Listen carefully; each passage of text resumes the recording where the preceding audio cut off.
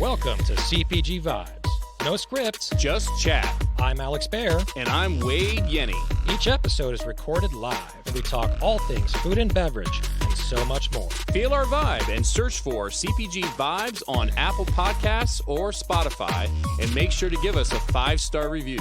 If you'd like to sponsor our show with your product or service, email us at cpgvibes100@gmail.com. Now, let's vibe.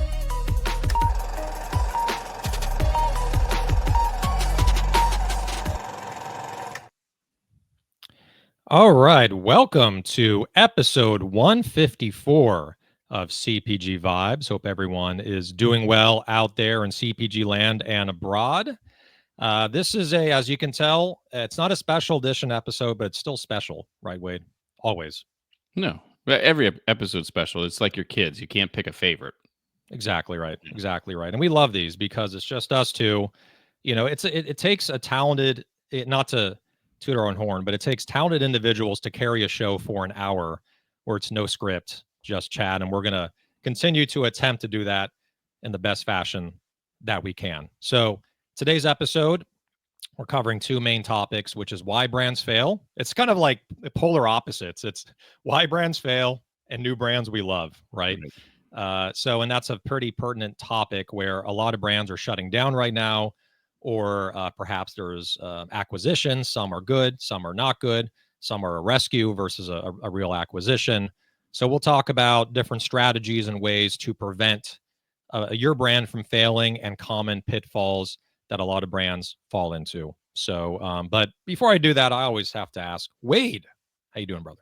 I'm doing good. I see, okay, I just saw, we've got a lot of comments and people are acknowledging that we're talking. I see Will Reynolds said he couldn't hear anything, but I've seen Gavin saying the sounds fine. So I'm doing good, Alex. It's been a interesting week, a busy week, a good week, but I'm glad it's Friday. Yeah, you got the Black Friday on, the black shirt. I've got this, I have a different shirt on underneath, but I tend to have a couple sweatshirts or something in my office here because it is actually it's 45 here in not bad North Carolina. No, it's nice, but this week we saw snow again. So it was pretty crazy.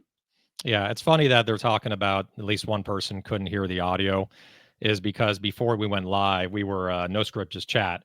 We were looking at the preamps. We were unplugging things and plugging it back in. We were trying to solve a couple small technical issues. Wade made an adjustment on his microphone. I'm sure everyone noticed that you moved it 4 inches closer to your face than before, because we have fans that notice small changes like that. So that's why, like, it kind of said it. We're like, wait, did we unplug something by mistake? So anyway, welcome to our show, and a couple laundry list items that we're going to be going over here. And then we're going to shout out some comments because we got a freaking hour. So we got to, burn some time. We got to do comments because we can't fill it up ourselves by talking, right? It's hard. So I think we can, but we want audience participation. We want it, we want it. Exactly. So it's not a need, it's a want, right? So some laundry list items. We are the #1 rated CPG podcast in the world. Make sure to keep us that way. Go to Apple Podcast or Spotify and give us 5 stars. Literally, it takes, Wade, how many minutes or seconds or months to give us 5 stars? Well, I'm putting the link in, so with that ease, it's probably 10 seconds at max, right? Yeah, and that's if you take 10 seconds to turn your phone on, because once it's on and you're on there, it's like a click and you're done. And we're in a fierce battle right now to keep #1, so make sure to keep us up there in the ranks and give us 5 stars, por favor. We also have the CPG Vibes Newswire, and we're now posting that 2 to 3 times per week. You probably noticed, if you subscribe, which you should be, to CPG Vibes, you'll see an update that, hey, CPG Newswire just dropped.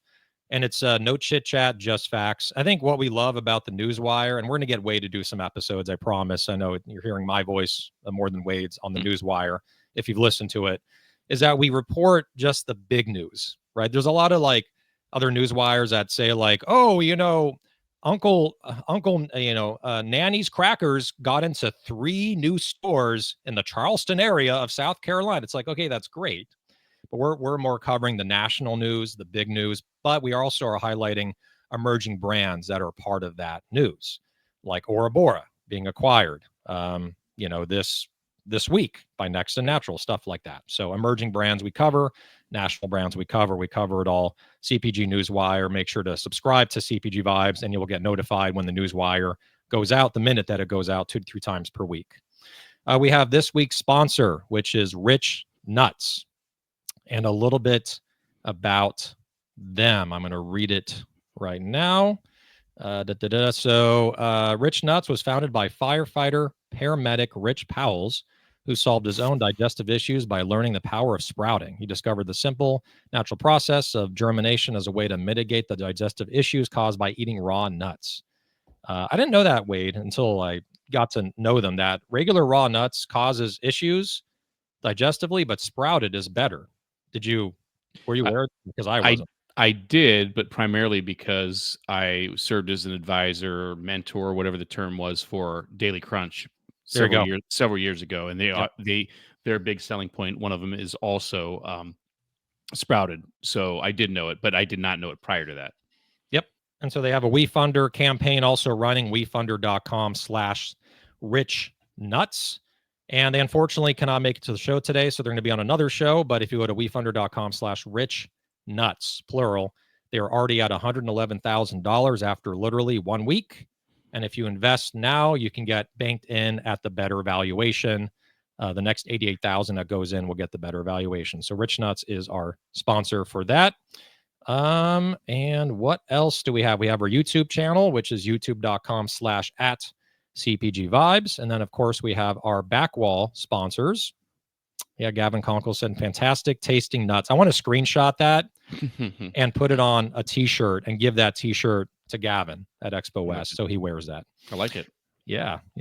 Any opportunity necessary. So our backwall sponsors, we have Feel Free, we have Melting Forest, and we have Dream Makers, which is Jeff Church's brand or company, and they do accelerator programs. And if you just follow Jeff Church on LinkedIn, you can sign up for his next accelerator.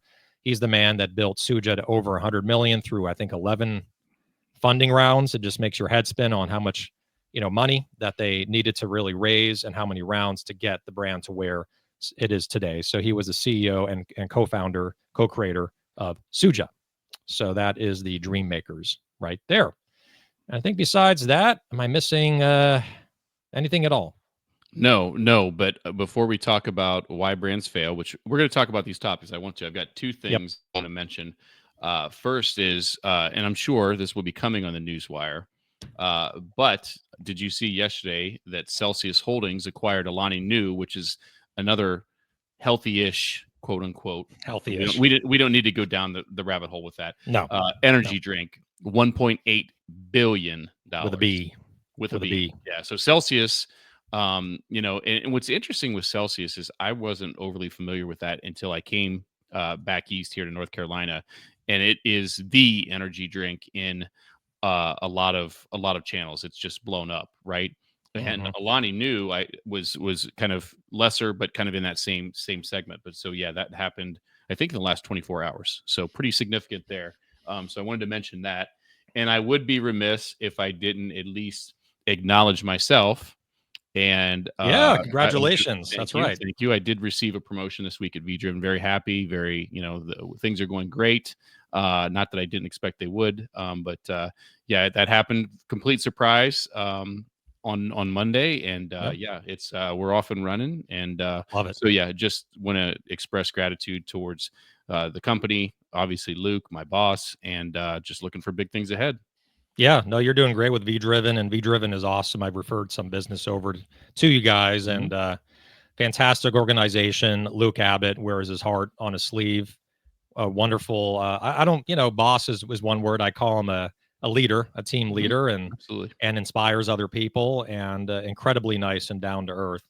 So, what was your title before? Senior director. Title it's now? This is the same area of business. It's business development, brand management, and it was senior director. Now it's vice president. So it's still a lot of words. I always say A little longer. relationships. Yeah. Relationships, existing clients, potential clients, relationship. That's it. So Yeah. yeah, I don't want to toot my own horn. I just wanted to acknowledge it. I'm very thankful and grateful and blessed. So enough about that. Absolutely. What do we? Let's talk about the fun stuff. So we're going to talk about why brains fail. Yeah, there's one thing I want to mention too that Robert Kogan and I talked to him actually yesterday, and basically, Congo, right? Congo, they owned Alani, and also the owners of Prime Hydration. So I think Prime, which is not really going their way, right? I don't know if they've made any money from them or they're losing money. I know it's like their sales have plummeted. That's what I've heard, or gone down at least. But Alani, as part of the Congo portfolio, huge success and got acquired. So I think, it's kind of like all you need is one or two.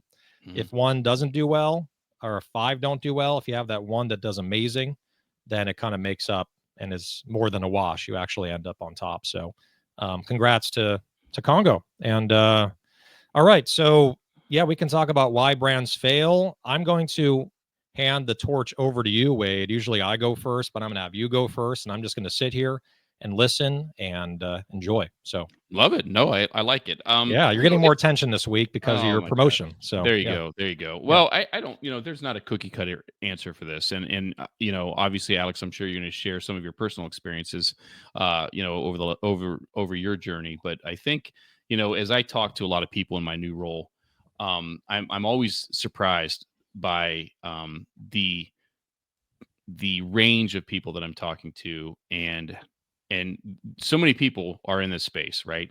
You've got people that have been careers in here, have been in careers in fields that have nothing to do with CPG and have decided to get into this. But at any rate, so all areas, right? I'll be on conversation with someone who has never spent a day of CPG in their lives.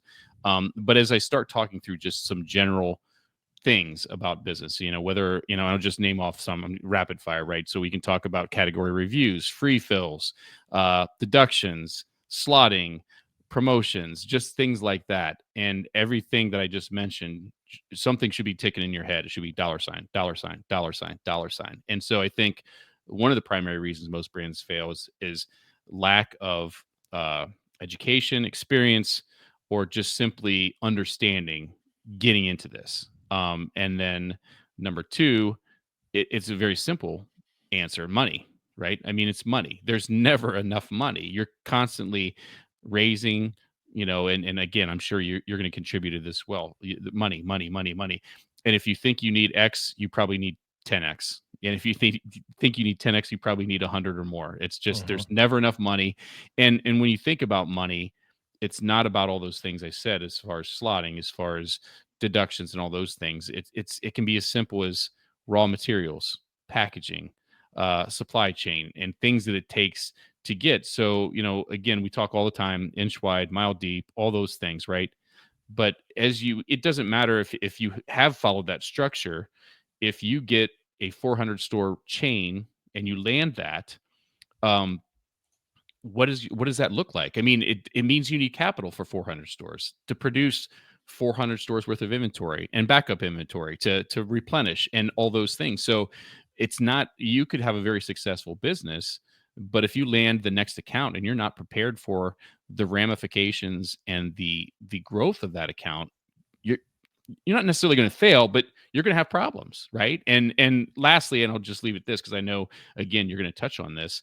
As far as your profit margins, understanding profit margin, and that starts with producing it and the cost of production, the labor for productions, raw material, supply chain, all those things. So to have one product finish, and I don't want to tip away what I'm sharing, but okay, so let's just pretend this is a energy drink, right?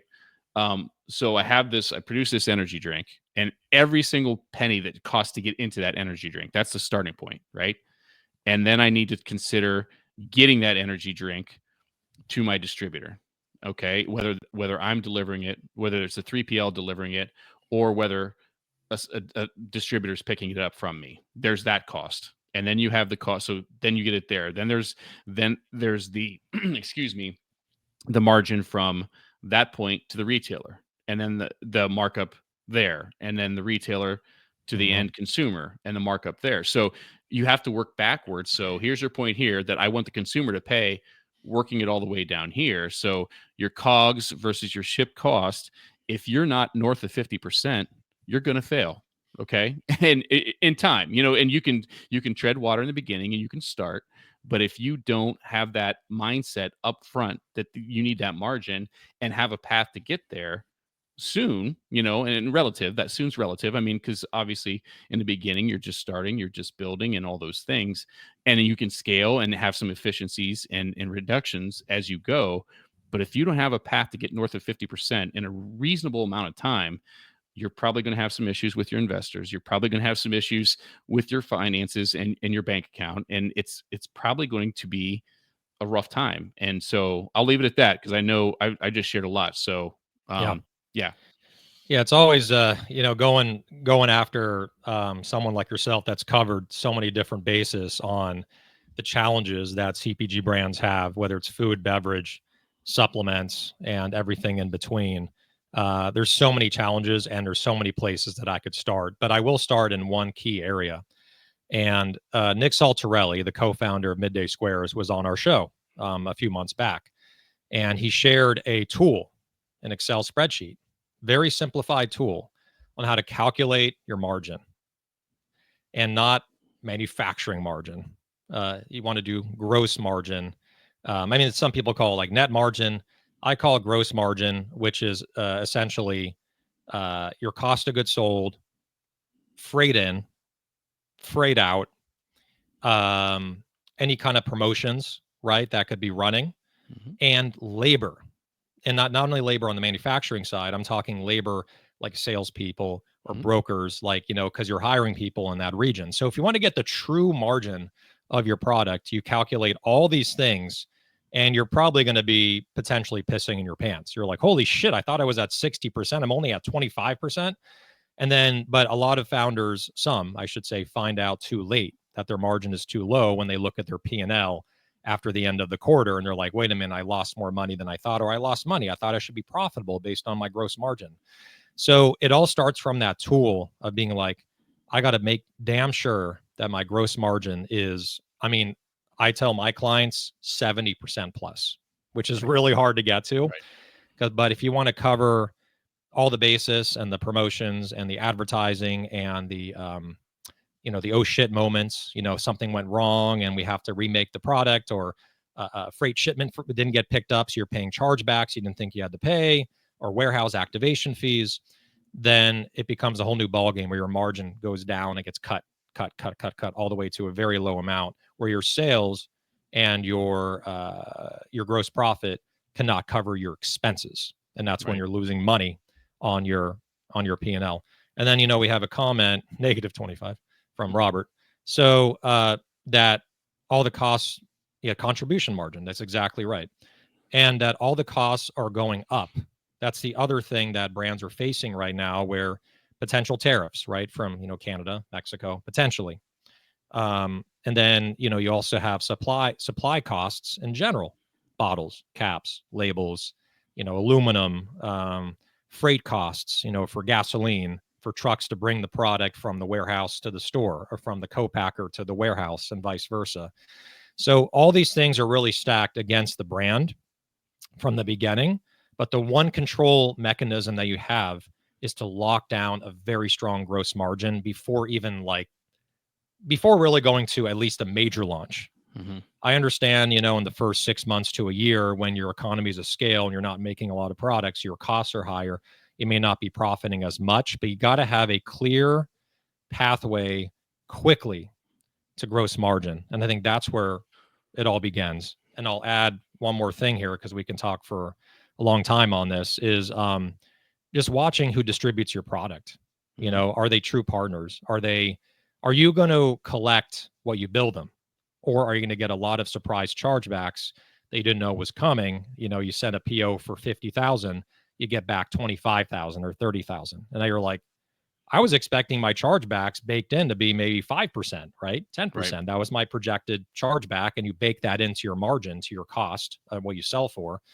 And when it comes back double, triple the chargeback, you're like, I'm already underwater. So dealing with the right distributors that are going to take care of you, I'm a big fan of DSD. I'm a big fan of regional distribution. I'm a big fan of distribution partners where you can call someone and get an owner on the line. And you know that if High Touch or Rainforest charges 25%, or Dora's 25%, or any regional distributor in your area, that when you want to get into stores in your area, you know that it's going to be 25%. You know it's not going to go above that. So you can budget for 25% versus budgeting for 10% from a big distributor, and then suddenly the cost and chargebacks are way higher. Now, how do you avoid that? When you go with sometimes, like Wade, you've been in the business a while, you have to go with a national distributor. So all I can say is that if you go with a national distributor, make sure to have tremendous oversight on them. Make sure to hire someone to check deductions, which is what V Driven does. Fights deductions. One of the things. Yes. Yeah. And so that's something that, it happens more. It happens a lot. And it's not that the distributors, I mean, it's controversial. I don't think they're trying to nickel and dime you every single minute, but they do make mistakes and errors because there's so much data and so many brands they work with. So if something slips through, like a freight, a lumper fee or a freight charge, or, a chargeback that was too much, at least you have someone watching it that can monitor it, say that's too high, and fight it. And I can tell you, with Genius Juice, we hired a deductionist, a specialist. And this is before V Driven was doing this as part of your portfolio. And she was getting paid 30% on whatever she found. Recovery. So, and so she would recover $10,000 that I would have never seen going back to Genius Juice. And she took 3,000, and then we got 7,000 back that, again, we would have never seen and never caught, because as a founder, especially that's under resourced and undercapitalized, you're running around selling, managing the business, managing the books, production. It's stressful, and it's hard to see the details, the forest for the trees, when you're in the middle, when you're in the trees. So I would say that's a big reason that brands fail, is they get deduction to death. I think that could be a term, D to D, deduction to death. And they also are not watching their margins. Yeah, and I think you're right. I want to touch on a couple questions here. One's from Gavin talking about what to spend money on. But before I get to that, I want to address Will's question here. Co-packer raised prices 4 to 10%. How do we tell if it's a legitimate price increase, or how are we just getting gouged? I'd say, and I see Robert put an answer in here, and I would kind of piggyback on that. I would say twofold. One, you have to know the market your product's in. Like, for example, cacao right now is crazy pricing. And so odds are right now, if you got an increase in cacao, it's probably legitimate, right? But more than that, it's like anything in any business that I've been in, whether when you're working on private label programs and like that, you got to keep your people honest from a standpoint of rebidding that business. You have to rebid, and not that you want to take it away, but just so you see what the market is, and kind of know it and understand it, and see if it's legitimate or not. So do you have anything as far as that goes, Alex? Yeah. I mean, so what's the main question? Because I lost you a little bit. Just how does someone tell if a price increase, a supplier, a co-man, if a cost increase to you is legitimate or not, or if they're just gouging you? Yeah, I mean, I'm not a operations specialist. I know that I hired someone at Genius Juice to look into these things, but if I had to speculate, or at least provide my advice on it, you get comparable quotes. You see, like, what are people charging, right? Exactly. And also going to a food broker, not so much that you're going to order from the food broker, but if you know a food broker that works with many companies, you can say, hey, this is how much they're charging for, almond butter or cacao or cocoa or, coconut, right? Or whatever it is. Is this a fair market price right now, or are they gouging? Exactly. But I think here's the something that, I just thought about with all the potential tariffs that are coming in, is companies do use that, suppliers, as an excuse to raise prices. To raise prices. They're like, oh, the tariff's going to come, so we just want to get out in front of it, because if we adjust the price now, it's not going to really, it might set into play in 30, 60, 90 days from now, right? Like price adjustments. And so they do it early bracing for the fact that it's going to cost more to import products into this country and also manufacturing. One thing I wanted to say too, because you touched on it, is like assessing what kind of product, what kind of category you should go into. And I think, if you're not, one of my friends, Wyatt Taubman of Vive Organic, right, the little wellness shots, he said in an interview, which really to this day, there's one liners that just resonates with you and you never forget. He saw it as like, catching a wave, right? You have to catch the wave. If you're too early, you're waiting for the wave way down the line and you might drown. Right. But if you catch it too late, you're just going to crash into the wave. Like you can't prepare for it, and you got others that are already towering over you. So the timing and category, I think, is a big reason why brands also struggle. Like if you're trying to get into brand new products, trying to get into probiotic, prebiotic, as far as I feel like Olipop, like trying to copy exactly what they're doing. Let's say there could be other subcategories and other creative mixes, with kefir and other things. But if you're trying to do exactly what they're doing with a different brand, you're probably going to get crushed because you're playing their game and you're up against a $50 million check that they just got that will surpass you in every single way from a marketing standpoint, shelf space, and team members that can just out merchandise you. So make sure to go into a category that is growing but is not at that level yet, and you kind of predict that it's going to get bigger, and then you jump into that category while it's growing. And that's what Vive Organic did. Vive Organic came in when wellness shots were growing, but they were still small, but there was huge potential, and they grabbed the market, by the proverbial balls, and they became the leader. So I think that's really important. And then, have a D2C friendly product as well. Copy Olipop, yeah. Have a D2C friendly product. I mean, IQ Bar is a great example of that, where he was ahead of the curve on the brain health, right? He started this many years ago, I think 5-6 years ago at least, that brain health was going to be the next wave. Will Nitsa caught it, but he also has a product that's very, very friendly to D2C. It's light, it has a long shelf life, it's easy to ship, it's compact and small.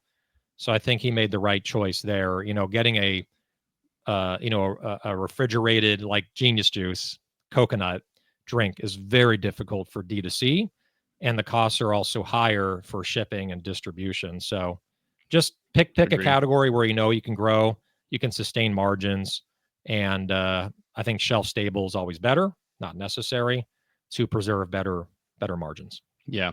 And before I ask Gavin's question, I was going to just clarify one thing I said earlier with regard. I said north of 50%. You said you tell your clients 70%. What I'm saying when I say north of 50%, it means if you're not at 50%, you're in trouble. So I agree with Alex. You probably should be 60 plus, 70 plus. But I just want to clarify when I said 50 earlier, that's what I meant by it. So Gavin's question, I'm going to put up here quick, Alex. And this is a good one. So a brand gets into retail, is funded.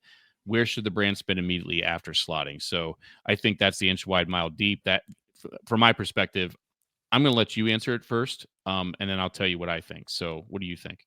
Yeah. So a brand gets into retail, it is funded. Where should that brand spend immediately after slotting?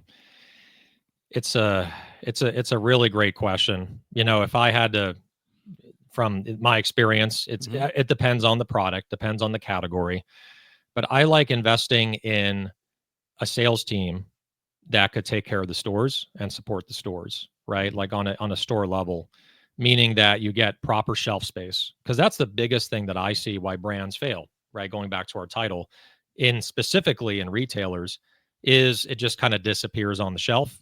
You saw this at whether, no matter how great the merchandising team is at, whether it's Fresh Market, Jimbo's, no matter where it is, there's tens of thousands of SKUs. So you need to have someone on your team that works directly, in my opinion, for your company. Go into the store, talk to the managers, maybe hand out a hat or a t-shirt or something, hand out some samples, educate the team on what the product is, and then make sure that it's properly represented on the shelf, that it looks good on the shelf, that it's filled out. Today I went to pick up a product from a retailer in Southern California, and I couldn't find it in the set. It was in the set, but I couldn't find it. It was all the way on the right, and it was one SKU. and I had to ask two different people in the dairy department to help me find it. And they took me over and they couldn't find it. And they're like, oh, wait, there it is. It took like two people to find it, three people, including me and the two staff members. So getting someone in the store to manage it, I feel that is my answer Okay. because that can go directly into growth and sales. But what do you think? I think that that's certainly part of it. And that's something I would include in what I'm looking at. I think, um, I've said this a zillion times. I'm a big proponent of not putting something on promotion immediately once you get shelf placement. I think it cheapens the brand. I think you haven't established a price point. I think, there's a number of reasons why. Also, the other reason is for what you just said. If you're talking a larger retailer where you have, you're counting on that getting executed at store level without support team, oftentimes it takes 2-3 weeks to get on the shelf and get executed from the reset date. And if you do a promotion from the jump and you're not on the shelf to the third weekend, you just wasted money, or a promotion that you didn't need to. So what I would say is, I like the idea of merchandising support at store level. I like the idea of relationships. I'm thinking of it more as and if you're talking about a 4 to 10, 12 store chain, I think that makes a lot of sense because you can touch all those, whether it's yourself or someone, but if you're talking about a multi-state, 22 states, national launch, I'm getting the help of a third party to do that. So I think that's beneficial. I think demos. I think get the product in people's hands, get the product in their mouths, and be strategic about it. Which Look takes at a lot of money to do that. it does. But if well funded, where would I spend my money? I would, Yep. And of course there can be some founder demos or whatever too. But also get a list of A stores. What is going to fish where the fish are? What is going to drive traffic and velocity? Build that story, get it in people's hands and mouths, so that it's going off the shelf from the jump. You've got that plan, and then hit them with a promo month 2, maybe month 3. I definitely would the first 3 months. By I shouldn't say the first 3. In the first quarter, miss the first month. So month 2 or month 3. Let's just call it what it is. Hit them with a promo. So you've hit them with the demos. They've tried it. They've sampled it. Whatever you want to say. Ideally taking it home. Then they come back and, oh yeah, I tried that before. Let's grab it. You hit them with a shelf tag or something like that. But I love the merchandising support, especially in the beginning, to make sure the execution happened. It is on shelf where it's supposed to be. Oftentimes, if you're talking to a larger retailer, you need some kind of permission from them, from your category manager, from corporate, to go into the store, and so that you can't just go and start changing things. You have some kind of letter of permission, whatever you want to call it, to execute it. And then beyond that, it's on the shelf where it's supposed to be. Throw a t-shirt, hat, whatever, samples, and then just follow up on that execution, especially that first month. So it's there where it's supposed to be, when it's supposed to be. Hit them with the promo, and that's probably what I would do in the beginning. So I've gotten that placement, I've gotten it on the shelf, and I'm making sure that first important 6-12 weeks that I've done everything I can. It's on shelf, it's selling, it's moving where it's supposed to be. So Yep. Yeah, exactly. And usually, it's kind of like a song. If the first 10 seconds of the song sucks, most likely the entire song is not going to be good, right? It kind of hooks you in. And so it's the same thing with promotion and placement, right? Right. Well, I think the other thing that people, I don't want to harp on inch wide, mile deep, but here's the thing. If you're focused, you get it on the shelf, and pick a retailer, I don't care. Any retailer, you get it on the shelf, and then I say this all the time. If your success is getting on the shelf, you've lost, because you need to get off the shelf and get reordered. And so the mentality oftentimes in sales is, you've gotten on the shelf. Okay, now I'm on to the next. Now I'm trying to get on his shelf and her shelf and so on. You have done nothing to make sure the velocity, the reorders, all those things are happening at your first partner. And so you've spent money getting the placement at retailer 2, retailer 3, retailer 4. And with that money becomes less money to spend at the first one. And so the time starts ticking, in my opinion, after you get that first placement, from a standpoint of the review, right? So I'm thinking about a 12-month cycle. I've gotten on the shelf month 1. That category is going to be reviewed month 13, right? And I've gotten on the shelf month 1, and I move on to retailer 2, retailer 3, etc. And I spent money to get on their shelves, but I haven't spent the money to make sure my velocity at store number, retailer 1 is there. I might run out of money, or I've already weaken my data story further down the pike I get, because I haven't done what I needed to do to make sure I'm succeeding where I initially was. Mhm. And so when that review comes up and you're blending the 12-month period to see how velocity is, you might have a skewed view because you haven't done anything there on that first time. So I think it's just really important. Inch wide, mile deep. I say it all the time. I know we talk about it, but it's not just words, right? It's strategic. It's being very mindful of success where you're at, because if it's not selling where you're at, what happens? You get Yep. dropped. Exactly right. Yeah. Great insights. Great insights. And coming from, for those that don't know, right, but most know that Wade's from the buyer side for many, many years, that there is a method to the madness of when to promote, when to support the brand, when to push hard. I mean, you want to push hard a lot, but you definitely need to get the velocity up and then get loyal customers in that location to buy it over and over again.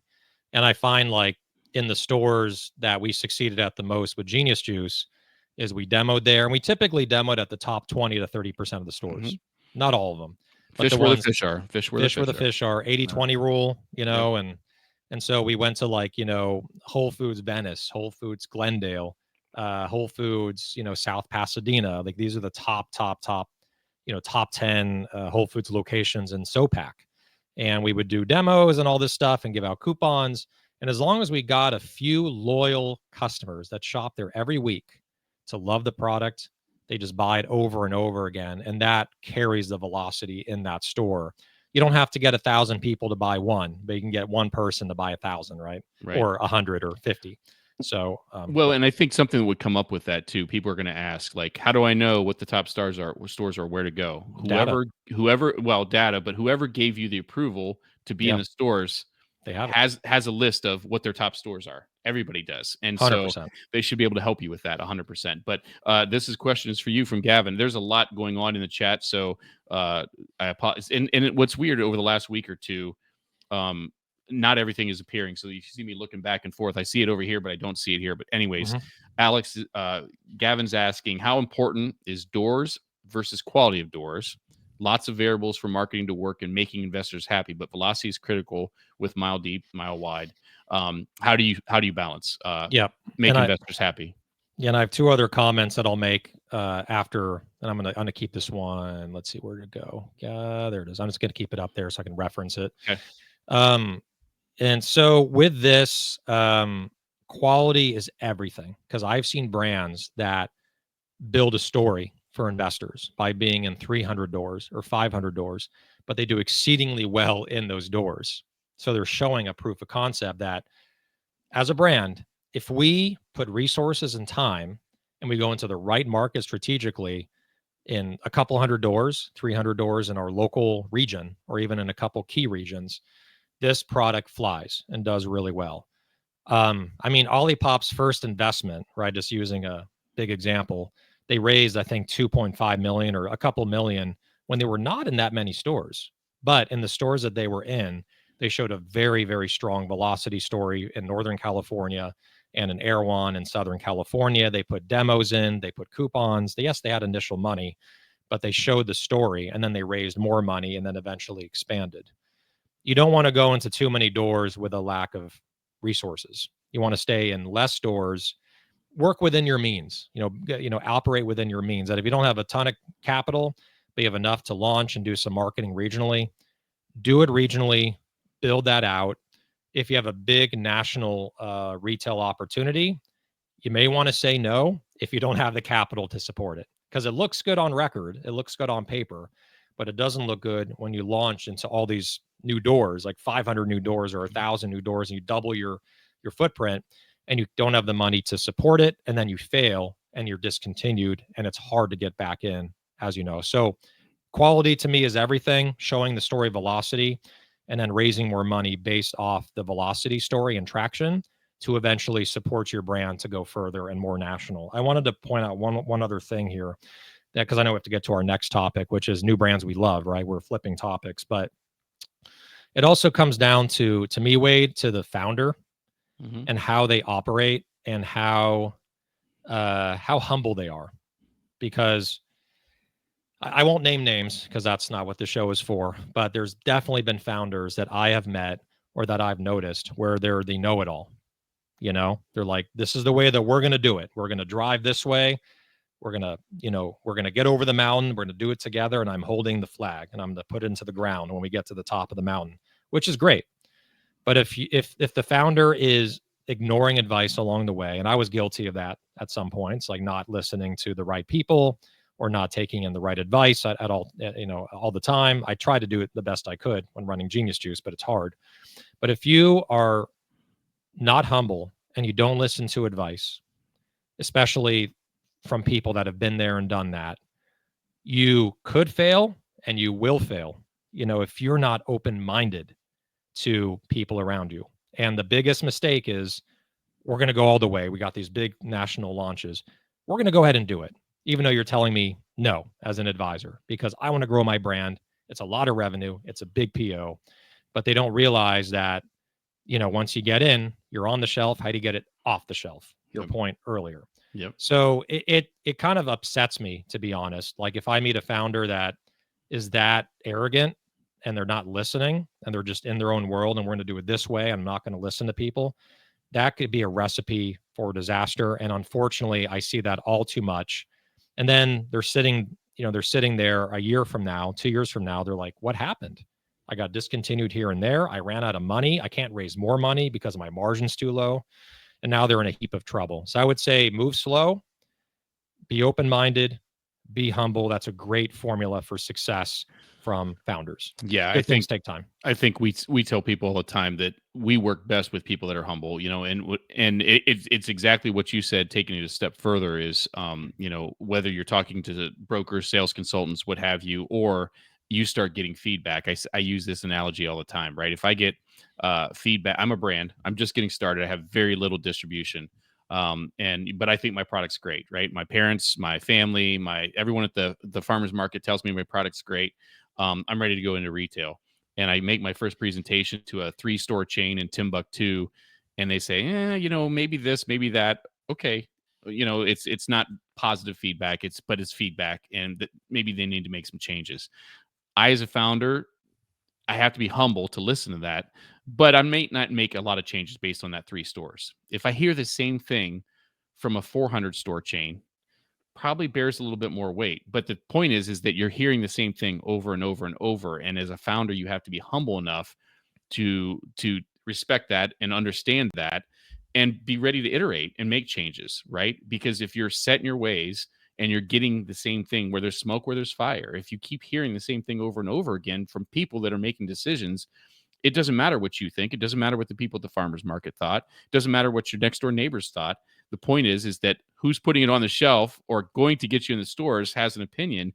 You have to either listen to it or be prepared to make changes, or fail, because it's not going to help, right? And I think oftentimes what you're saying, that arrogance, that stubbornness, or whatever, is there, and they don't listen. Whether it's an investor, whether it's a category manager, whatever, they're giving advice or what that store needs to get it on the shelf.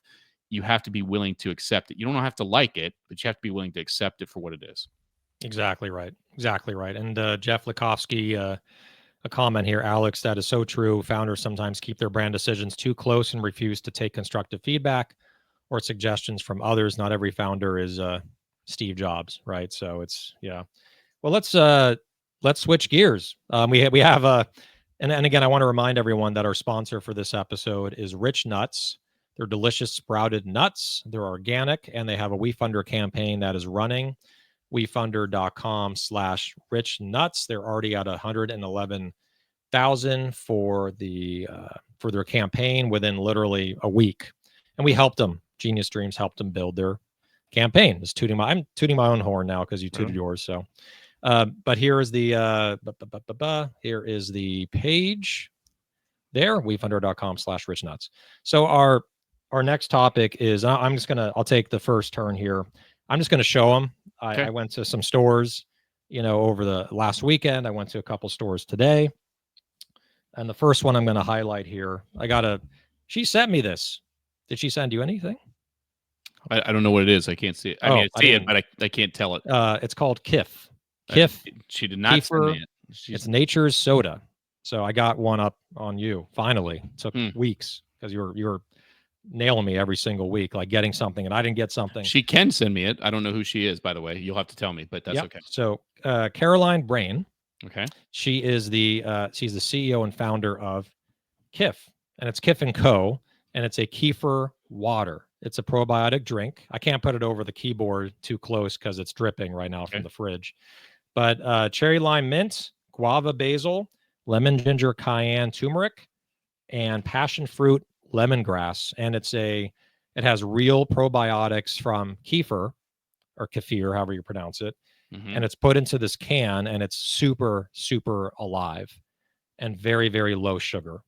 So this stuff is amazing. It's a good, like if you're a kombucha fan, if you're Olipop and all those, this one to me is really alive, and you feel it, and you have little sips, and you feel directly in your gut, and it acts very, very fast. So I think it's one of the most effective canned probiotic beverages I've ever had in my life. And she's a wonderful founder, and they're also launching a WeFunder campaign in about 2 to 3 weeks. So, and they're a client of ours. Okay, But so that's Kif and Co. That's your first one. Okay, so I see you. We didn't plan this, right? We just said we're going to do this, but we didn't plan who's showing what or anything. So I see your kefir water, and I raise you Fruga, and I think, and these actually, I'm giving some love to our clients here because these are all clients. All of Yep. these are relatively new brands. I think most of what I'm going to show today are relatively new brands. So, this is what makes this different. Is it's a sparkling prebiotic soda. What's nice about this is they're using fruit puree in these, and so the taste, the mouthfeel is different than what you typically see in a space, and the flavor profiles are amazing. I mean, there's a pineapple, there's a mango, and a guava, and it's really truly. If you try it side by side with something, it's really incredible. All the typical, the typical call outs. It has prebiotics, it has plant fiber, it has vitamins, it has antioxidants. It's just great stuff. This one that I have here is 11% juice, but the key being that puree that makes it completely different. Most people in the space are using natural flavors, maybe fruit juice. Oftentimes they're even throwing in maybe there's a pineapple flavor, but they're throwing apple juice in it too to kind of, and so not these guys. And I'll put the website up. I'd encourage you to check it out, but we're getting started with them. I believe they're going to be at Expo West. So I'd encourage you to try it. You'll definitely taste the difference from most of what's out there. Nice. Yeah, it's very, someone commented, Annie Wu, what's up, Annie? Fruga following the footsteps of Spindrift. So there's a element of that, but I think it's even cleaner. Right. And then Hugh Curtis, I posted about it a while ago. This is about Kif and Co. Right. So the packaging is neat. The cans have a removable sleeve, to help with recycling. Kif and Co. So, and then you have the website, drinkfruga.com. And then I think it's just, I'll find it, or wait if you can help. Kif and Co. I think it's Kif and Co. There it is. It's kefirwater.com.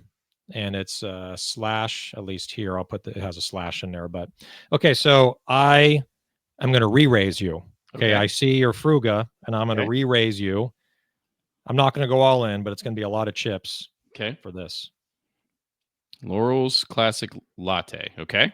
This is amazing. Okay. Isabel Washington, she's a minority. She's Black founder, and she's in LA. And I got the pleasure of meeting her, talking with her on the phone, and she told me about this. It's Happy Tummy. You're already prepping your next one. I can see it. Happy Tummy Coffee. It has A2 dairy in it. So not almond milk, not oat milk. It has the, Alexandre, one of my favorite milks. Mm-hmm. They put that in this product as the base, as a latte. Yeah. And so it's coffee with the A2 milk. So that's Laurel's. And she has 3 flavors. She has this one. She has the dirty chai. And she may have 4, but she has the dirty chai. She has this one, the classic latte. And she also has a matcha latte. But having A2 milk, like whole milk in it, is a freaking game changer, man. It elevates the flavor, the texture. It softens the bite of coffee. And it also softens the crash and also the acidity of it. So it's a winner. It's a 10 out of 10. And she will be at Expo West in the North Hall in the 200 level. So make sure to stop by and check out her product. Okay. Back to you. This one actually is probably going to hit close to home for you, Alex, because this one is centered around kids. And I already spoke to Gavin about this as well. But this is our new client from Begin Health. And what they're doing is I'll show you 2 SKUs that they have. This one is Begin Baby. I don't know if I have to prebiotics and probiotics. Okay. So they have these packets in here that you can mix with formula, and it really helps the gut health and softens stools. And this one is designed for babies, unflavored. So it's just in there, and it has HMO, the human milk, and I'm not going to try and say the last word. Google what, but it has the molecular structure that's identical to the one found in breast milk. Oh, wow. Yeah, That must have taken a lot of it is. research. This is a Yeah. big deal. If you have Yeah. kids, you know, Alex, Gavin's going to find out if he doesn't know already. And then the thought process then is going up to the next one, which is growing up. So the first one is designed for babies. This one is for toddlers and kids ages 1 and up. So start the kid here, start this, and just continue on to this, and it's just part of the routine that helps babies, with all the different things going on. It's fantastic. So they too will be at Expo West, and I think it's something that if you have kids, I feel it's going to be a big hit. I really do. They have a significant e-commerce business, and they're just now coming into retail, and so we're going to be working with them and getting that in front. And like I said, it's something that I think can be really beneficial. So we're excited about that one. Okay. I think you took the pot on that one. So Okay. that Well, yeah, that am I right? That is something you would be interested in as Oh as a yeah. parent? I Yeah, mean, right. especially, yeah, baby, and our son is 2 years old and 4 months now. So the growing up one would be amazing. You had me at softened stools. You Right. had me there. Well, and it's not just. I mean, it helps, right? I mean, do the It math. But helps. It yeah, helps yeah, move things yeah, along, and because sometimes there's constipation, right? And yeah. but yeah, the one that mirrors breast milk is amazing because it is for anyone who's had a baby, either married and had a baby, or you're the woman and you're having a baby. It's brutal with the pumping and getting the breast milk out, and it's hard to continue pumping for the baby. So to have something that is not just formula, but something that mimics the vitamin, Right, it's never going to be the same, but at right. least close to that nutritional value of breast milk for the baby is amazing. And that's to me is groundbreaking, to Yeah, be honest. I truly feel Groundbreaking. I truly feel it is too, and I'm not just saying that because they're a client. I mean, I'm Yeah. super excited to be working with them. The founder's amazing. The team is amazing. So excited to have them on our roster and being at Expo, and I really am excited about that one. So, do you got Cool. another one? Yeah, so I have two for actually this is interesting. I'm gonna do very quick shout out to Rising Tide. They're not new, but I love them. Focus Creamer, MCT oil, and Lion's Mane. But we've talked about them before. Look what I found at my local pavilions. I did Remember see this? that. I did see that, but I'm sure Slice. that's completely different. Yeah, I wouldn't be buying it if it was poison. That was back in the day. That was Pepsi has had so many different iterations of a drink trying to compete with Sprite, which is on Coke's portfolio. So back in the day, Slice was that brand, and they had multiple flavors of it as well. So they had the green to compete with Sprite, but then they had the orange, the red, and all those colors. But this is back, and this is a takeoff what Olipop and stuff now, right? Exactly. Yeah. Yeah. So they have, if you go to their website, Slice Soda, and it says on their main page, Slice Soda is back. Real soda with real benefits. And I forget what private equity, but someone I saw it too. bought Yeah. the brand, the rights to it, and the licensing and everything, the brand name, the trademark, and then they reformulated it and released it as a nostalgia type brand. But it's healthy soda. Slice is a real soda with real benefits. And so if you go to their store, they have orange healthy soda, classic cola, which is the one that I bought, the red. They have the green, right? The one that Mhm. was competing with Sprite, lemon lime, and they have ginger ale, darker green, and then they have grapefruit spritz. I will admit there's still it's good, but there's still things in here. I'd be like, um, natural flavors is in here, but it's actually pretty damn good. Citric acid, kosher salt, stevia. It's actually pretty damn good. looking at it. It's actually, I would dare say, impressive. But they're in a category that is incredibly saturated, and they're not Coke or Pepsi. But maybe they are. I don't know who finances them. Have But you it's tried they. it? Have you tried it yet? I have never tried it, but I can try it live. Well, I think you should. Gavin wants to know, and Robert says it's Pepsi's response to Olipop. Yeah, let's see. So I guess Pepsi. Who knows? So this is the class. I mean, it smells like Coke. This is live reaction right here. And you can hear that slurp. That's real. That is real. It's good. It tastes like, it's not ice cold, Right. but it's well formulated, and it tastes like classic Coke. Okay. So very good. It's actually very good. 5 grams of sugar, prebiotics and probiotics. I don't know where I've heard that one before. And then the other one that I'll do really quickly, I found this, which is Robert Downey Jr.'s and the other gentleman, the Power CEO that I saw at Beverage Forum. I'll get his name. Someone will say it here. Happy.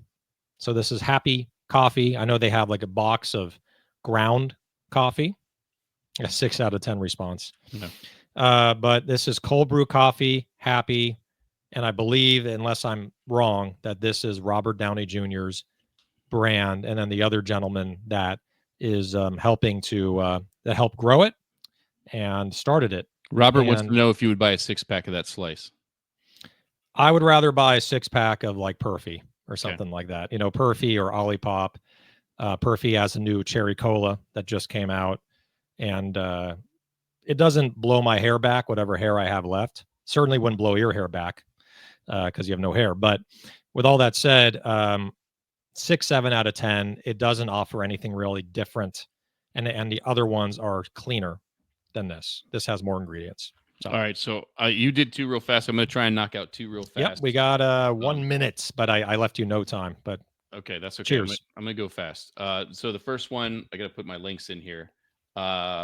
This is I did different categories. I didn't want to do all beverages, so this is technically a beverage, but this is Ampersand Coffee Roasters. Oh, I like that name. What's really cool about these guys, they're in Boulder, Colorado. This particular SKU that I have in my hand is they're one of the taglines they have is empowerment through coffee. It is regenerative organic certified. It is certified organic. It's fair trade certified. Bird friendly with the Smithsonian, which is a big deal too. Just doing completely different things with coffee. As far as that regenerative piece is huge, as you know, especially today, more people looking at these, and it's amazing. I'm not a huge coffee guy, but I can tell you my wife absolutely loves it, and she is about as strict as they come with regards to coffee, and she loves it. And the mission statement behind the brand is really good. So I'd encourage you to check the website out. I can smell it. It's sealed, it's closed, and I can smell it from here. And it's just, it's amazing. So I'll save my other one for another time. But that's it. It's fantastic stuff. So all brands with V driven. I don't think they're going to be at Expo. The first 2 I showed will be. So look for them there. Cool. And that just reminds me too that we're going to get to our prize here, which is a variety pack of 2 mixed cases of the rich nuts. But check out your screen. We will be at Expo West. Look at that. CPG Vibes. I forgot to mention that in the beginning, but we'll be at Expo West. And I have an updated image that I'll post that I posted on LinkedIn, but it's going to be March 5th. That's the Wednesday. That's the first day that the entire show opens. 2 to 4 p.m. We'll be at Hall E. That's in the basement at booth number 5719, the Melting Forest booth, if you couldn't tell from the image. The only thing we're missing on the image is the time, but you heard him, 2 to 4. Yeah, I got it up on LinkedIn. This is the older image, unfortunately, but yeah, 2 to 4, March 5th. And it's going to be a like a casting call type thing where you just line up if there's going to be a line. We don't know. But hopefully there's a crowd. We'll promote it. Come on by, and we're just going to pull you from the crowd. Literally, there's it's not like you have appointments here. There's no Calendly link for CPG Vibes. You show up, we pull you out of the crowd.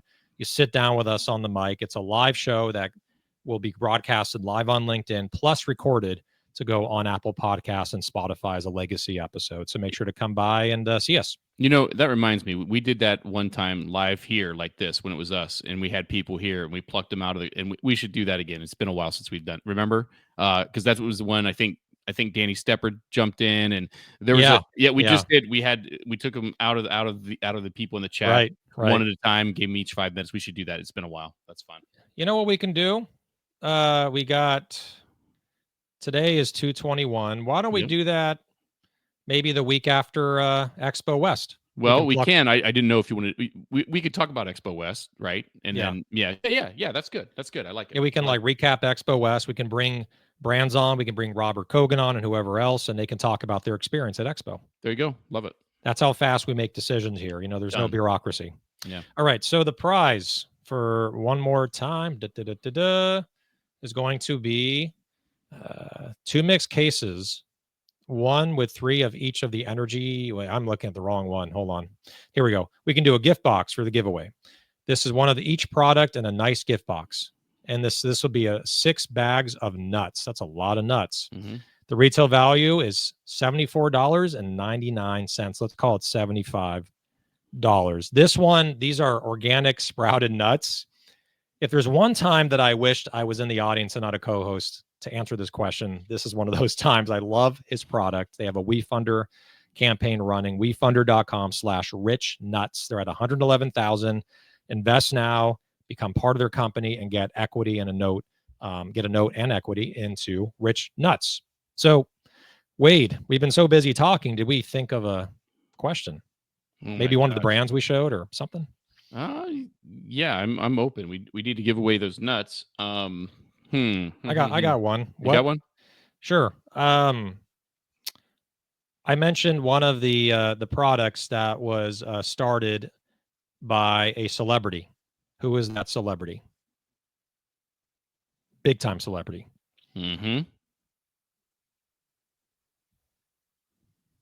And I'm looking forward to hopefully golfing this weekend. I'm really good with my irons. Yeah. Yeah, good with irons. Driver's good, but the irons have been really good. That's a clue. I know who it is. I'm just waiting to see it. There it is. Hugh got it. Hugh. It was Hugh? Yep. Yeah, there he is. I see it. He is the champion, the all-time most winningest winner on CPG Vibes, and that's a great prize. So, Hugh, make sure to email cpgvibes100@gmail.com, and we will get you hooked up with Rich and Samantha, the co-founders, Iron Man. There we go. I couldn't say Iron Man, but I'm like, and they will send you the prize. And then next week, we have the expert series, Women in CPG. This is volume 9, where we're getting up there with the expert series. We're going to start going to double digits here. And we're going to have Ashley Rogers on. She is Shelf Made. I don't know if you've seen her new community, which check out Shelf Made. Just Google Shelf Made. You can join it. It's a great community of CPG people helping each other. I think it's $99 a month. It's very affordable. We have Ashley Kleckner and also Jennifer Stojkovic. She's going to, when we bring her on, she'll correct me on how to pronounce her last name, but we're bringing her on. She is a family office. She's actually a VC that invests in CPG brands, and she is a force to be reckoned with. She's on LinkedIn.